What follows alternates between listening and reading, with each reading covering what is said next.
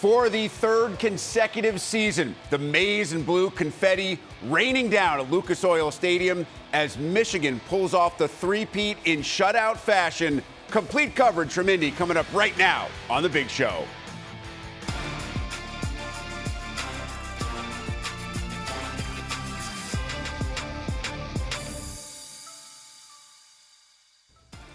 With that, welcome you inside this edition of The Big Show. Rick Pizzo in studio, joined by Anthony Herron, Dave Wanstead. We'll get down to our cast of dozens on site at Lucas Oil Stadium, where tonight Michigan claimed its third consecutive Big Ten championship with a shutout win, 26-0 over the Iowa Hawkeyes. I know it's their third straight, Big Ant, but this one seems a little different than the last two. You look at the regular season, Michigan's head coach wasn't on the sidelines for half of its regular season games. They really played that Michigan versus everybody card stronger and longer than they had in the past, but the end result is the same, a Big Ten title and an upcoming invitation to the college football playoff. We'll see. In a unique season, maybe they'll sort of upgrade the mantra of the program. Maybe it'll be beyond those who stay will be champions, because those who stayed have won championships. And this is certainly the big reason that we've seen Blake Corm and Chris Jenkins and the great Zach Zinner. Why they came back for another season in Ann Arbor was for this opportunity to claim yet another historic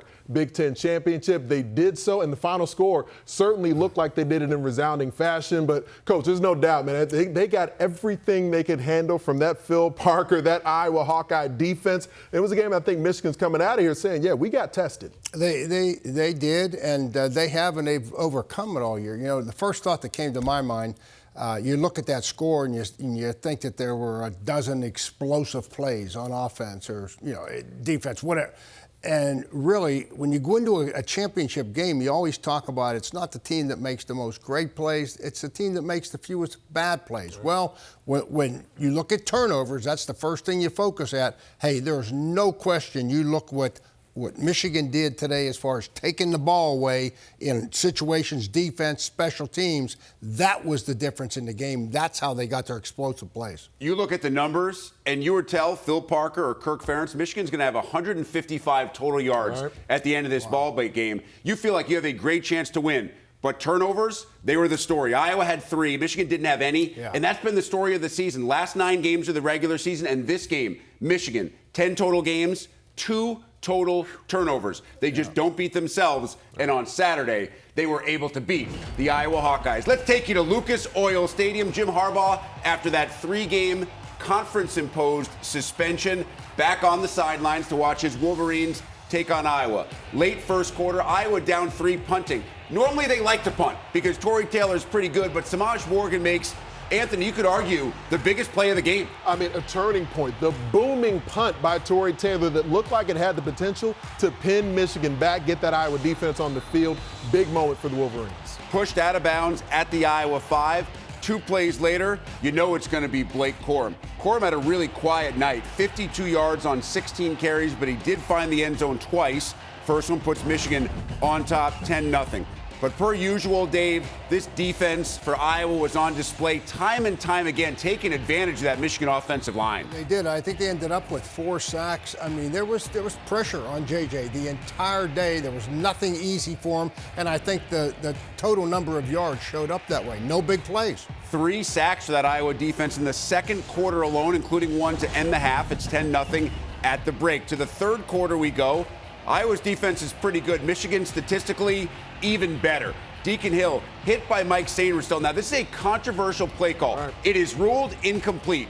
Now, upon review, overturned. Not only is it ruled a fumble, but the officials rule that the recovery by Josh Wallace was in the function of the game. So it's Michigan's football. The very next play, it's Corm up the middle for a 6-yard touchdown, tying Anthony Thomas's 55 career rushing touchdown record, and it strikes again. This time it's Braden McGregor. Yeah. No question about that one.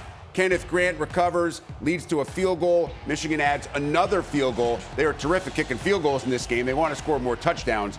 26-0 is the final as Michigan does claim its third consecutive Big Ten championship. Blake Corm, total scrimmage touchdowns now has 57. That's more than any other player in Michigan history. And look at the names that he has passed. The great Anthony Thomas, Ty tackle. Wheatley, his coach, Mike Hart, and shoelace Denard Robinson. Blake Corum stands atop this list. He also stands right next to Mike Hall for this post-game, post-victory interview. You weren't able to be a big factor in last year's game, but you sure were in this game. How did it feel? Oh, it felt great. Last year on December 2nd, I actually got surgery on December 2nd last year, so it felt great being back in Lucas Oil with my guys. Third straight Big Ten championship, it feels great to be back.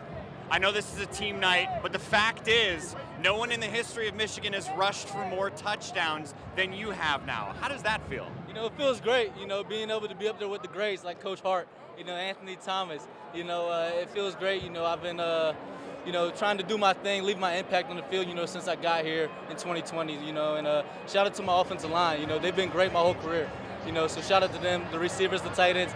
It's been a collective effort, but it feels great. Speaking of great, your defense pitches a shutout in a championship game. What does that say about them? It's hard to do. We had the best defense in the nation, hands down. All around, the front seven, the DB, secondary, you name it, we have the best, So, I appreciate them today. We needed them. When the offense wasn't hitting like we wanted it to today, we had some things to clean up offensively, but defense was there for us, special teams were there for us. When you look back on your career, Michigan hadn't beaten Ohio State in a while since you got here, had never won the division, never been a Big Ten championship game victor. And now it's happened time after time after time. What does that feel like? It feels great. I believe we changed the narrative, and that's why I wanted to come to such a great university like University of Michigan, to change the narrative, and we've done that 3 straight years, so now we just got to keep it going. Congratulations, Blake. I appreciate it. Thank you. There is no question. It's not as if they feel like they've changed the narrative. Blake Corum and this Michigan football team over the last 3 years, they have changed the narrative. They've gone unbeaten against their rivals from Columbus. They've won 3 straight Big Ten championships, 45 now overall. There is one story that still has to be written. It is the story of winning at least one game in the college football playoff, and that's a story that Michigan will have a chance to rewrite on January the 1st once we flip the calendars to 2024. We flip it over now to our crew located inside Lucas Oil Stadium as we head to Indianapolis for the first time. It's their 46th Big Ten title, the most of any school. A whitewashing of Iowa here today, 26-0. James White and Jay Lehman alongside. And guys, this one never really in doubt. And while it was a 26-0 final score, to me, the more important part of this is the 0. This was all about the defense for Michigan, which completely dominated and negated Iowa offensively. This was a defensive football game. Michigan's defense showed up today. They pitched a shutout. They completely eliminated Iowa's run game. They shut down their passing game. Deacon Hill really struggled today. It was because of that defensive front. Grant, Graham, Harrell, they harassed them. They could never get anything going, and they were able to force 3 turnovers, which really hurt Iowa's offense. Yeah, the last 2 years we've talked a ton about the offensive line for Michigan, how physical they are. Well, seeing Michigan in person, up close from the field, I can tell you the defensive line is a special unit, and they kept rolling in bodies, dominated up front. That was the story. Deacon Hill under duress and caused some turnovers with the pressure that really flipped the game. Right. I mean, it's interesting to think when we talked about what could Iowa perhaps do to win this game. We talked about special teams. We talked about turnovers and creating a short field. It was the exact inverse, right? The Samaj Morgan punt return, which set Michigan up with great field position. I mean, their touchdown drives were 6 yards and 5 yards. They had the fumble recovery deep in Iowa territory for the other one. I don't want to say they flipped the script, but they basically stole the script. I mean, that's what Iowa wants to do to you, and instead it was Michigan. They out Iowa Iowa, like you said, right? Yep. And really it was, no team could get a play early in that game until Samaj Morgan took that Taylor punt. He out-punted his coverage a little bit, made one guy miss, and then set up a short field, and that was really the key to get Michigan going. Iowa, they played the field position game. They got the bad punt from Michigan. They had the ball cross the 50-yard line. Then they had the turnover. So it's the turnovers that really defeated Iowa's offense today. I know they couldn't create many big plays. And when they had their opportunity across the 50-yard line where I thought they could score a touchdown, possibly get a field goal, they never capitalized. Michigan did not move the ball particularly well in this game, to say the least. 213 yards of total offense. How much of that do you think was about Iowa, which, as we know, is an exceptional team? Are you concerned at all about Michigan offensively? I mean, J.J. McCarthy was certainly accurate in this game. It doesn't feel like he's at 100% right now. Is that a concern for you at all, or do you just think this is a function of Iowa being really good?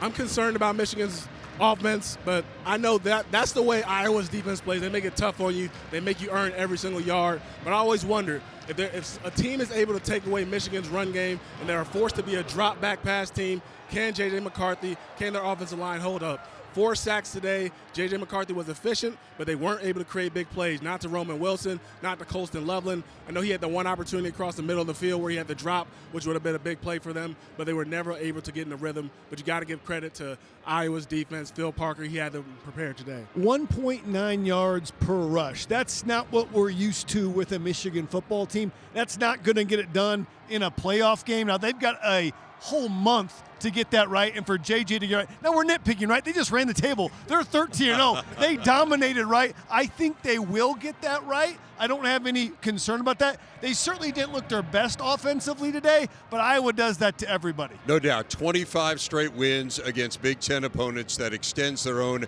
school record, and it's still a 26-point win. They've won 13 games this year, 10 of them by 24 or more points, and Michigan certainly making a case here to be the #1 seed when the playoff committee comes out with those rankings on Sunday.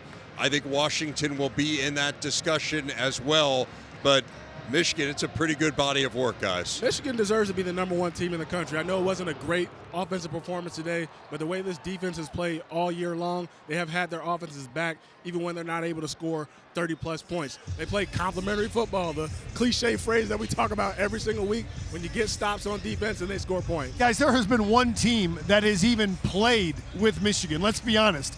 Penn State never really played with him, maybe for a half, and then got dominated. Other than Ohio State, nobody played with this football team. And even last week in that game, I thought Michigan was in control. Michigan, no doubt, deserves to be the #1 team in the CFP with the #1 seed. Washington has a great body of work as well. 38 wins in their last 41 games for the Wolverines. They're headed back to the college football playoff for the 3rd straight season. Plenty more coming up here from Indy, but for now, let's send it back to Rick in Chicago.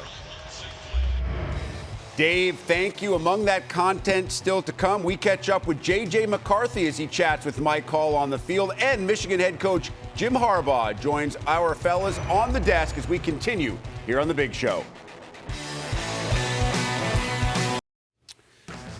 You know, the trifecta pays pretty well at the OTB. Then again, in today's day and age of NIL, the trifecta can pay pretty well for players as well. Michigan's going to enjoy the heck out of this one. 2 of those last 3 quarterbacked and led by J.J. McCarthy, who enjoys another championship as we head back to Lucas Oil Stadium and check in with the Michigan quarterback alongside Mike Hall. JJ, this was a very good Iowa defense that you guys had to play against. How do you describe what going against them tonight felt like? You know, they didn't let any big plays up. They were in the right spots at all times, and they were physical, gritty, and every single play they gave it their all. So, a ton of respect for them, ton of respect for Coach Ferentz. It was a fun one, though, definitely. How was it different for you tonight, having your head coach back on the sidelines with you? Just uber amount of confidence. You know, when I look to the sideline after a completion and he gives me, you know, a thumbs up or a let's go, it just gives me so much momentum going into that drive and, you know, continuing down the field. So it was great.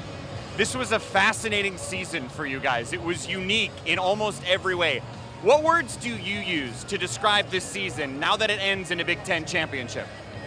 Beautiful, honestly. You know, all that hectic, you know, noise and the chaos, we were just so calm through all of it. And it was just beautiful to see the, you know, character and everything that, you know, the pressure that was on the program, how everyone responded and how they reacted. It was just truly amazing to see and amazing to be a part of. Why will this year in the playoff be different than last year? Experience, you know, I think that's one of the greatest advantages. And, you know, we're not done yet. And we have that mindset. It's, you know, the fans aren't rushing the field. It's almost like we've been here before, and our #1 goal isn't accomplished yet. So we're going to keep fighting until we get it. Good luck, JJ. Thank you so much. It's not like they've been there before. They have been there before. As a matter of fact, Michigan improving upon its standing as the only team in the history of the Big Ten championship game to have made multiple appearances and never lost. The Wolverines are now 3 for 3. And just to clean up one other number, the official stats had it backwards. Michigan had 213 total yards in this game. It was Iowa that finished with 155. The only number that really matters, 26 zip. It's the number that makes Jim Harbaugh the happiest coach on earth this evening. The Michigan head man with our crew at Lucas Oil Stadium. Michigan winning its 3rd straight Big Ten championship game. The head coach of the Wolverines, Jim Harbaugh, is with us. Coach, you've got a heck of an entourage. Yeah, do you want to got the fam. Can you introduce us to everyone? Sarah, my wife, Gracie, my oldest daughter, James, my second oldest son. We got Jack, Johnny, Katie, and Addie. We got all the kids here except Jay, who was responsible for that. Jay had something else to do. That 90-yard punt return. He had a big part of that. So, fun night for the family. Coach, this has got to feel great to you after what's been kind of a crazy year. Describe your emotions of watching this game. It just goes so great. This is exactly what the team had planned for, hoped for, and worked so incredibly hard for, and it's great to see it pay off for them. The defense was just exceptional in this game. Give us a sense for what you saw out there and how it played to the game plan. Well, the turnovers were huge, and you put the turnovers and add those to the 4th down stops. I mean, that's like 5 or 6 turnovers.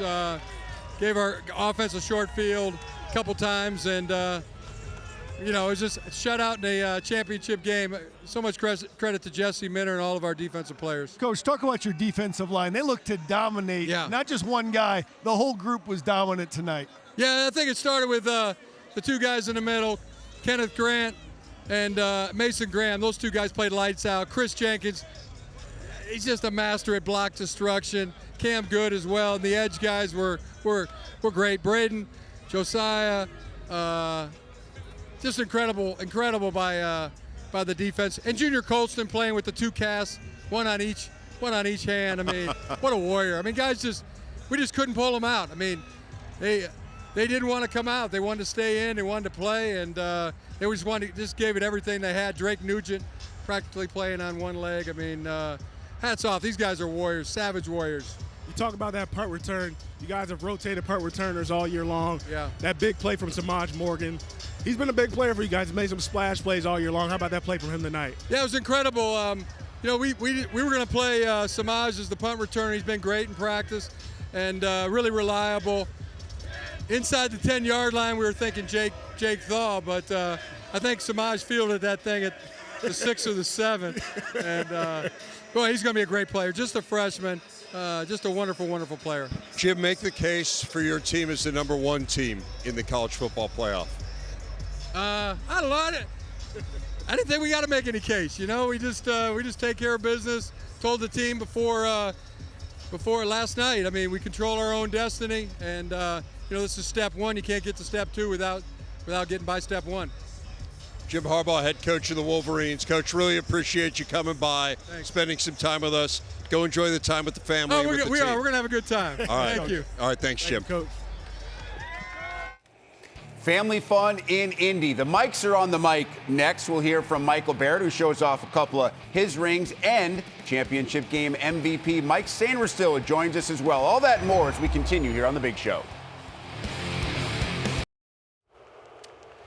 Michigan has done it once again. For the 3rd consecutive year, the Wolverines are Big Ten champs, 26-0 over the Iowa Hawkeyes in shutout fashion. Let's send it to the mics in Indy, Hall and Barrett.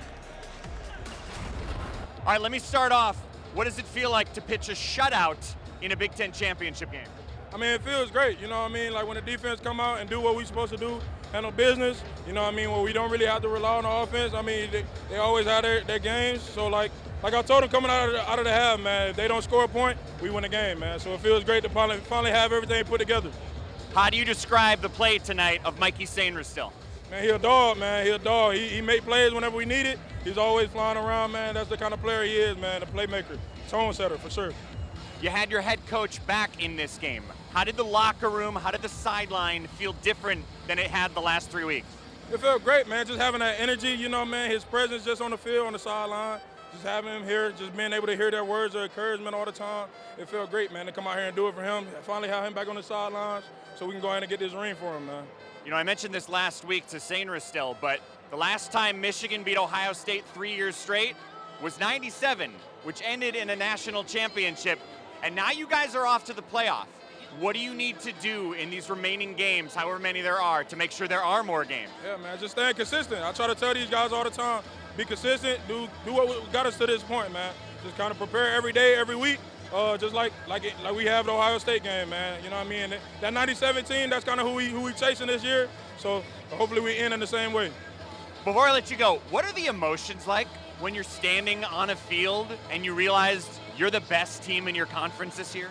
It feels great, man. It feels great. Like, I don't want to say we're used to it, but it's our second home, you know what I mean? So just had to go out for my last time being in this place, man. Had to go out with a dub, for sure. Congratulations. Appreciate you.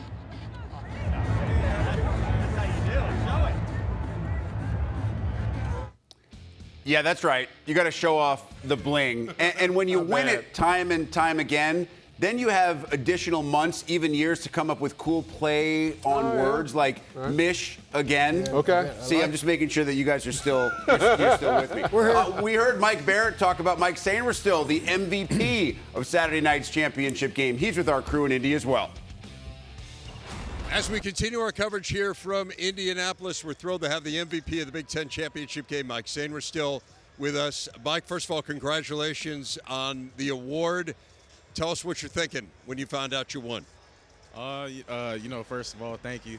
You know, it's an honor to sit here with you guys talking right now. But, you know, it felt good. You know, Dave Abloff came and told me, I just want to let you know you're going to get the MVP. And I said, how you know? He said, trust me, I know. Abloff knows everything, yes. And I said, all right, well, you know, thanks.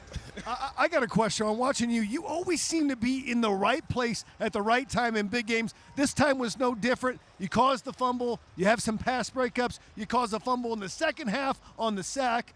Tell us why you're always right there. Just doing my 111, you know, doing my part of the defense, trusting the game plan, and just, you know, being able to go out there, execute, and trust that the other 10 are going to execute as well. Being here, this is your third time being a Big Ten champion. I know you guys have national championship aspirations. What do you think you guys need to do to take that next step? You know, just be locked in, you know, within our preparation. You know, this time is going to be a good time to go back to the basics. You know, go back to the things that got us to the position we are right now, because this late in the season, those are the things that are going to show up. You know, your preparation, your fundamentals, your detail, that's what you fall back on. Everything you built, the foundation you laid out in the offseason is where you fall back on this late in the season.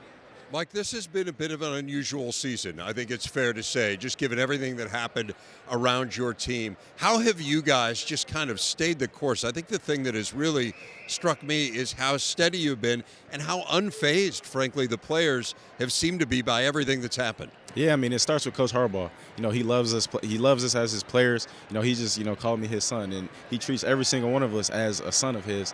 And I think, you know, when you have a coach who loves you, you're able to love each other. You have that, you know, relationship with your coach, and it just flows down to player to player to player. And this team loves each other. This team trusts each other, and that's what, you know, that's what's allowed us to go out there and, you know, not worry about the outside noise. We let the outside noise be the outside noise. We focus on what's inside of Schembechler Hall. How did it feel to have Coach Harbaugh back on the field after 3 games he had to miss, and he's back tonight for the Big Ten championship? What was the difference with him on the field? Oh, it felt great. And it started in the locker room, you know, with his speech.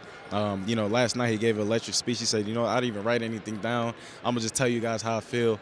And, you know, for him to be able to be in the locker room today before the game, and to be on the sideline during the game, you know, his presence means a lot to us. Defensively, you guys shut down offenses every single week. Can you talk about what's your guys' mindset coming into each and every football game? You know, just be the better defense on the field. You know, we've played, you know, very good defenses this year, Ohio State, Penn State, even Iowa tonight. You know, just our whole mindset is just, you know, they have a good defense, we have a good defense. Let's go show who got the better defense. Mike, you're going back to the college football playoff. The last couple of years, it hasn't gone exactly how you wanted it to. What have you guys learned from those experiences that you think you can apply this time and come home with a national championship? Start fast, finish fast. You know, and, you know, like I said, just, you know, details matter, technique matters, you know, and just execute at a very high level. And, you know, right now I say it's time for this team to go do it. Mikey Sanders still, congratulations on a fabulous year. It has been a ton of fun to watch, and we look forward to seeing what the CFP holds for the Maize and Blue. Thank you, fellas. Thank you. Let's go back to Chicago. Wonderful young man, terrific player as well. I know, Dave, that this Iowa offense has not exactly been a world beater as of late. That wasn't the case on Saturday. But Michigan has done this to pretty much every team that it has played. They put opposing offenses in a really tough spot by being fundamentally solid, by doing, as Mike Sainristil explained, 1/11 of the job that the entire unit has to accomplish. Yeah, I think what you said at the beginning, Rick, as far as, they knew, they're watching the tape what Iowa is on offense. But to play great defense, and Ant knows this as well as anybody, you have to be all in mentally, physically, and emotionally, or you're just going to go out there and play average. For them to play with this intensity today, coming off the Ohio State game and watching the tape of, obviously, Iowa, which is, they're just not functioning. Three of their best players, obviously, on offense aren't there. And to get themselves mentally and physically all in to play with this for 60 minutes is really an outstanding job. And just think of the defense that Michigan has been throughout the season. The emotional aspect of that is so key because you do have to go out there. You have to be in attack mode so frequently, and Michigan does that week in and week out. They were number one in the nation in scoring defense. They were top 5 in several other defensive categories, especially in the red zone. But Iowa wasn't able to threaten them in the red zone. Most opponents didn't get into the red zone for the Michigan Wolverines this season. But for the Hawkeyes, you go in with an offense that's struggling, and you certainly factor in. And we know Cade McNamara was out the majority of the season. Eric All and Luke Lachey, their top 2 tight ends, best pass catchers, their playmakers, weren't available to them for much of the year either. But you did have guys who had gotten, the opportunity to play much of this season, but they did feel like the personnel advantage certainly went to the Wolverines, and it showed up on the field tonight. One of the most amazing stats that we saw all year long, it wasn't until November when Michigan played Penn State that the Wolverines had allowed a single play inside their 10-yard line. Not one opponent in the months of September or October had an offensive play from inside the 10, and that was the case again against Iowa on Saturday night. An offensive struggle for the Hawkeyes. Here's Kirk Ferentz talking about his offense and its inability to really do anything against this rock-solid Michigan D. 2 biggest plays, in my opinion, were the punt return and then the turnover in the third quarter. And then we turned one over, too, which would cost us a field goal, probably. I'd attribute Michigan's defensive performance or our offensive performance to their defense. They got a really good defense, and it's statistically proven. I think they give up 10 points a game. And that's not our strength right now. And, we didn't match up well. That's the way it goes, and we'll go back to the drawing board. There were other sports taking place on Saturday, like NCAA women's volleyball, second-round matchup between Missouri and number 1 overall seed Nebraska. Bergen Riley, setter of the year, can also set up some service aces. Had a career-high 4 aces in the match, and then Merritt Beeson, all Big Ten, all the time. Huskers onto the Sweet 16 after a sweep over the Tigers. Minnesota taking on Creighton. Tough matchup for the Gophers. Also second round. Creighton's Ava Martin attacks the Gopher D, but Melanie Schaffmaster there for the block. Gophers had a nice night blocking, but not so much on the offensive side. Ellie Bickelmeyer with the kill off McKenna Wooker's hand at match point. Gophers get swept by the Blue Jays, and Minnesota's season comes to an end at 17-13. NCAA men's soccer, Elite 8, Indiana Notre Dame winner goes on to the College Cup. Second half, IU down 1-0. Patrick McDonald, the deflection. Hoosiers tie the match at 1. Regulation ends at 1. 2 scoreless OTs. We go to PKs, and it is Daniel Russo, the game winner for Notre Dame as they beat Indiana 5-4 in the shootout. Irish to the College Cup semis. Talk some Big Ten hoops when we come back as Wisconsin pulls off a Badger State upset while Illinois gets off to a great start in conference play. That's coming up next here on The Big Show. As late night turns into early morning in Indianapolis, Circle City once again belongs to the Michigan Wolverines, Big Ten champions for a 3rd consecutive season. No words sweeter than those to the ears of Blake Corm, who joins our crew inside the house that Peyton Manning built. Now by Blake Corm, 2 more rushing touchdowns. He ties the all-time Michigan record with Anthony Thomas. Congratulations on that. Tell me about this feeling. 3rd straight year, that you guys have won this. You did it here in fairly dominating fashion, although the yards were certainly hard to come by today. Give me a sense of what you're thinking right now. You know, it feels great. You know, it's really cool how things just come in full circle. I remember on December 2nd last year, I was in California getting surgery, you know, and then I believe the game was on the 3rd, but, you know, just how things come in full circle. You know, now I'm here. I got the championship with the fellas. You know, it feels good to be back in front of the best fan base. You know, it felt great today. I feel great right now, even though, you know, I didn't think we played our best offensively. Defense killed it. Special teams killed it. Offensively, we got some things to work on, but I love winning. Now, you might not have a knee injury, but your nose has been banged up for a while, man.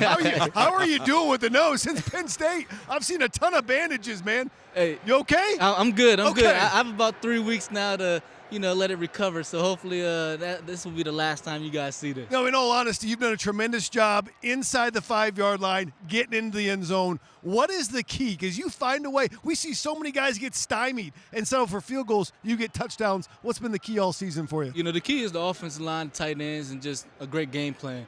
But, you know, when I get inside the 5, you know, it's like I have to score. You know, you have to have a nose, you know, for the end zone. Well, you got a nose. We know you got a nose. That's obvious.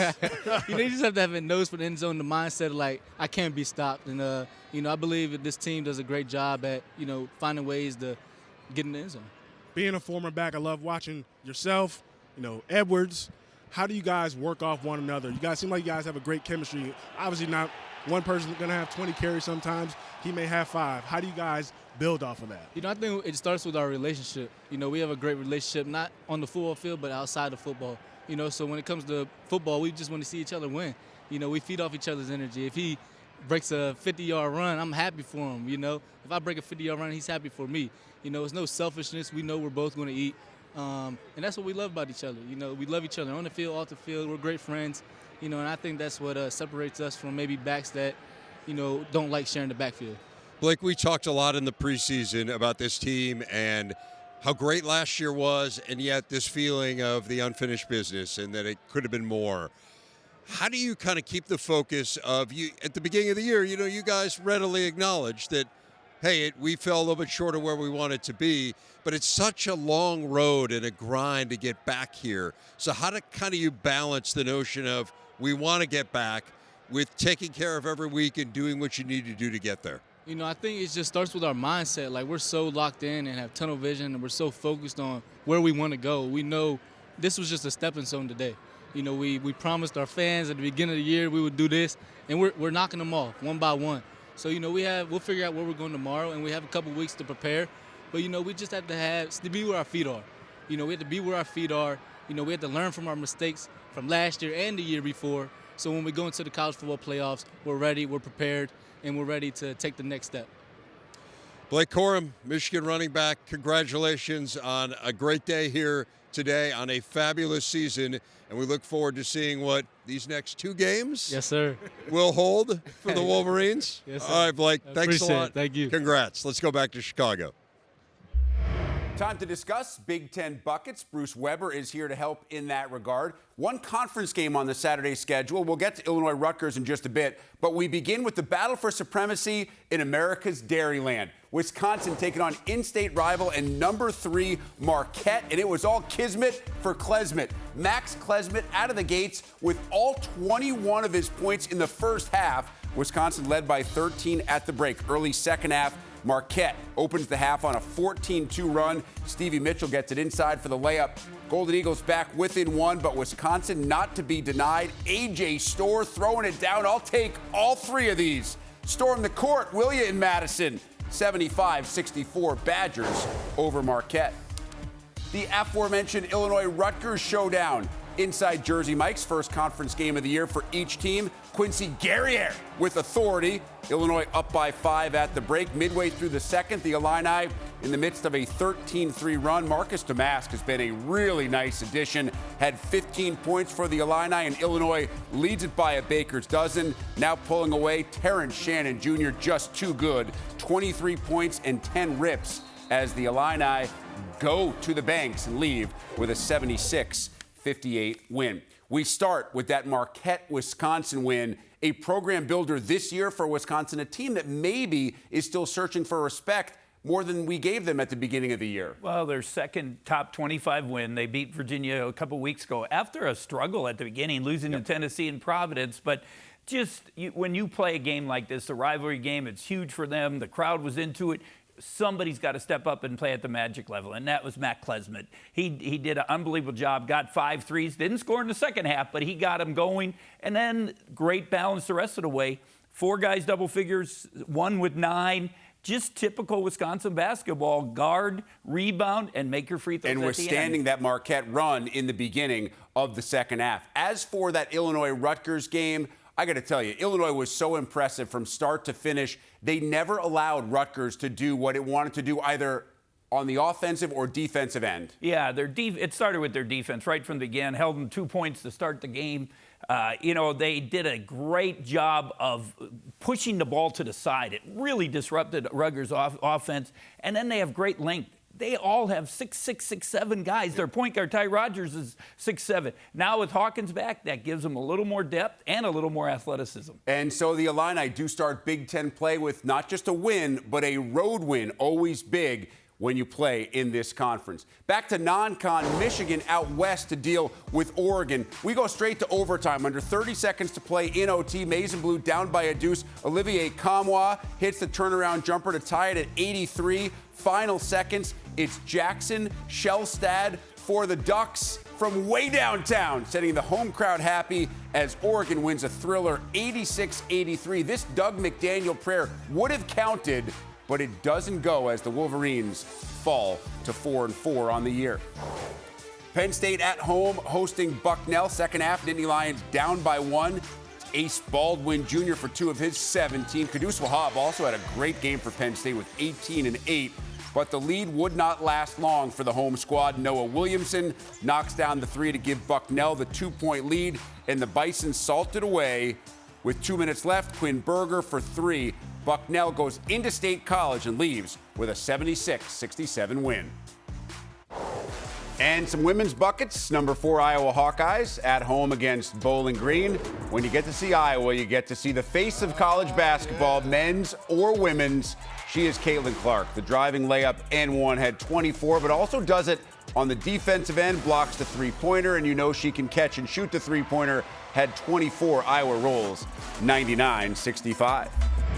We roll on as well. A conversation about the playoff and which 4 teams the committee should send the invite to. Plus, we'll also catch up with Michigan's Cornelius Johnson as the Wolverines celebrate their 3rd consecutive Big Ten championship title.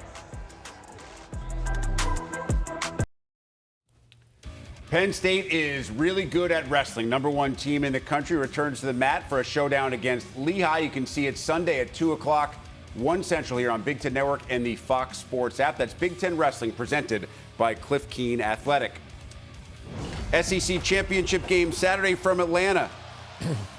Georgia, Alabama. Bulldogs riding that 29-game win streak, but it's Jalen Milroe finding Jermaine Burton, and Alabama beats the Dogs 27-24.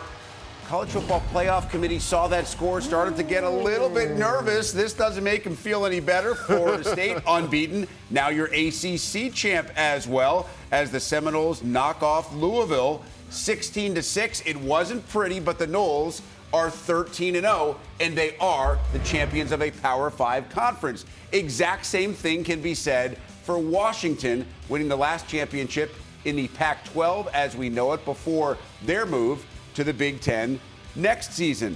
And just so you know as well, Texas went to the Big 12 championship game against Oklahoma State, and they took care of business. Rick Pizzo back with Anthony Herron, Dave Wanstead. So we all agree, Michigan, Washington, in some order, they're 1-2 in the college football playoff. But you have 4 teams, Alabama, Georgia, Florida State, and Texas, now all believing they're deserving. Of those 4, Dave, which 2 should the committee put in? Well, Anthony, you're going to think I sound like Jack Nicholson and A Few Good Men, but I don't think you can handle the truth. The truth is Michigan, Washington, and then I am leaving Florida State and Texas. Oh, Which means you believe the committee will leave the SEC entirely out of the playoff this season. If they can handle the truth, yes. See, you got to respect Alabama's resume. I mean, I think that Florida State's had an exceptional season, the full body of work is great. How they're playing right now is a factor as well. And so to me, you do have where Alabama is a Power 5 champion. The resume of the Tide, not just historically, but this season is exceptional as well. Ole Miss, LSU, Tennessee, and taking down Georgia today, who's been the #1 team in the country for the better part of the last 3 years. I'll be shocked. I believe the committee will put Alabama in. Florida State played with a third-team freshman quarterback today that had thrown 4 passes in college football. And that's why I think they will be left out, conference. because Jordan Travis will not be back. Player availability is a factor. I'll tell you what I think the committee will do. I think it'll be Michigan #1 playing against #4 Alabama in the Rose Bowl. I think it'll be Washington #2 playing against #3 Texas in the Sugar Bowl. You may agree or disagree, but those are 2 pretty saucy national Be like the first true semifinals.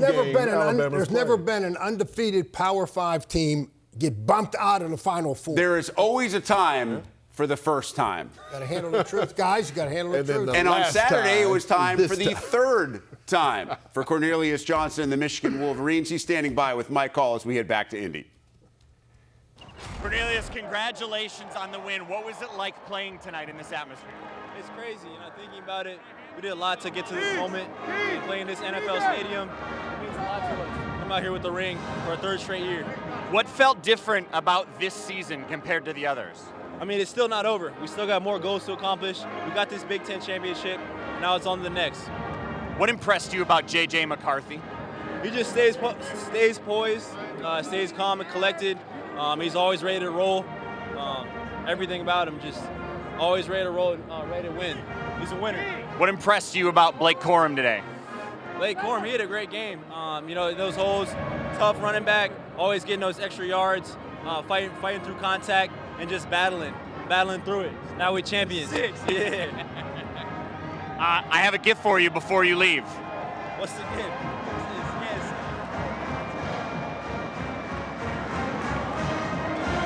That's Mike Hall. He's just a giver. Take one final break on this edition of The Big Show. We'll head back to Indy. Final thoughts from our crew and more from Michigan head man Jim Harbaugh. It is a picture worth 1,000 words and another trophy, too.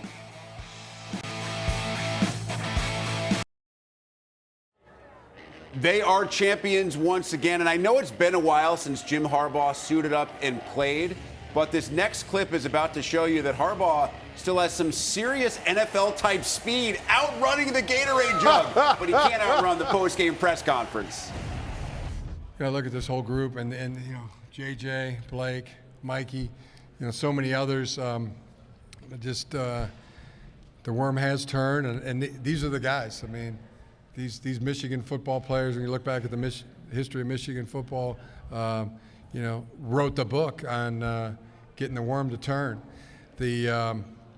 And a worm's pretty slippery. That thing can start wiggling back and forth and turning back on you. But, these guys also, they put a hook in it. The hook got put in the worm, and they've written the book on how to do it. It wasn't that long ago we were saying, we're gonna do this, or we're gonna die trying. And they just give everything they got. That's all we ask them, is to give it their very best. But they give everything they have on a daily basis. I wonder, does Harbaugh have these idioms, axioms, parables? Or are they pre-scripted, or does he just come up with them? He's been apparently fishing a lot. Josiah Stewart fished around, a couple of pass breakups in this game to help the Wolverine defense shut down the Hawkeyes. Josiah, you guys have been an amazing defense all season long. Tonight in a title game, you gave up 0 points to your opponent. How come? Just all week. We knew it was going to be a battle of both defenses. We have both good defenses, man. The defense, we had to prove who was the best defense on the field today. And we had one goal in mind all week, and we did it. We did it here today. Explain to me the value that a Mikey Sainra still brings to a defense. Tremendous. Not only his ability on the field, which you guys already know, but just his leadership in the locker room, the way he galvanizes the group, man. It's just a guy that you want to play with, for sure. He's got ice in his veins. Nothing rattles that guy. Nothing, man. He's stone cold. He's about his business, and he's just one of the greatest guys that you can, follow. So. What is something about this Michigan team that we still don't know, but you guys know? We don't know our limit yet, and which is scary. The sky's the limit for us. We're gonna keep working every day, and whoever's next on the clock, man, they're gonna get our very best. Congratulations. Appreciate it. The guys next to me, Dave and Anthony, have been talking about how focused this team was. Just look at the post-game interviews. They're focused on that camera. They're going to answer Mike's questions, but they want you to know they are looking at the world, and they want the world to look at them. In those three Big Ten championships, outscoring opponents 111-25. Back to Indy one final time. Dave Revson and our crew. Thanks as we wrap things up here from Indianapolis. Dave Revson back with James White and Jay Lehman. And guys, Michigan is headed to the college football playoff. It'll be the third straight year. They have lost in the first round of the playoff each of the last two seasons. Really didn't go well 2 years ago against what was an exceptional Georgia team. Last year against TCU, they were the better team, certainly on paper, and just kind of let the game slip away from them, just could not stop TCU. And so now they get another shot at it. And what do you believe this team needs to do to kind of fulfill that preseason goal and bring home a national championship? The difference for me this season, J.J. McCarthy has to play big in these big game scenarios. He can't turn the football over. Use all of his weapons. Use A.J. Barner. Use Colston Loveland. Check it down to Donovan Edwards and lean in your run game as well. We've seen them play bully ball the last several weeks. It wasn't that tonight versus Iowa, but feed Blake Corm 20 carries. Get Donovan Edwards 10 carries, 5 receptions, and take some pressure off of him so when he needs to make those throws down the field in crucial situations, he's able to do it. Yeah, when they get into the CFP, they're going to see some elite passing attacks, whether it be Washington, Texas, maybe even Alabama. We're not sure. They've got to be able to play pass defense. That starts up front, having great pressure on the quarterback, but you cannot give up big chunk plays. You look at the schedule they've played, they've probably only played one or two elite passing teams. Maryland, Ohio State. They are going to see teams like Washington and Texas that have athletes and quarterbacks all over the place. They got to prevent the big play. The goal for the Wolverines is simple, trying to win that national championship. They have not won one since 1997, which was a shared national championship.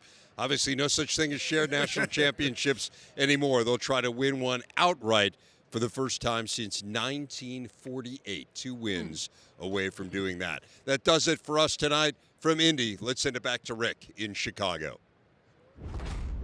Dave, thank you very much. About a minute left here with Dave and Anthony. And Dave, what else can you say? Michigan had a goal at the start of the year. They've accomplished a large portion of that by beating Ohio State, winning the Big Ten championship, and now they have a chance to check off that next box, and that's to win a national championship. Yeah, I'm kind of, in the coaching mode right now, off of what Blake Corm said. We got work to do, and just like Jay said, it's the competition, the level of talent's going to go up a level. We got to find a way to make more explosive plays on offense. Explosive plays. I don't see us winning down the stretch, like we've won the last couple of weeks as far as just running the ball. And, Coach, I got to be on the field competing against that last Michigan team to win the national championship. We lost a close game to them at the Big House my freshman year at Iowa. And in the end, the singular focus that we've seen the Wolverines competing with this season is why they've gotten back to this point. That focus has earned them a third consecutive Big Ten championship and an upcoming invite to the college football playoff. Our congrats once again to the Big Ten champion Michigan Wolverines.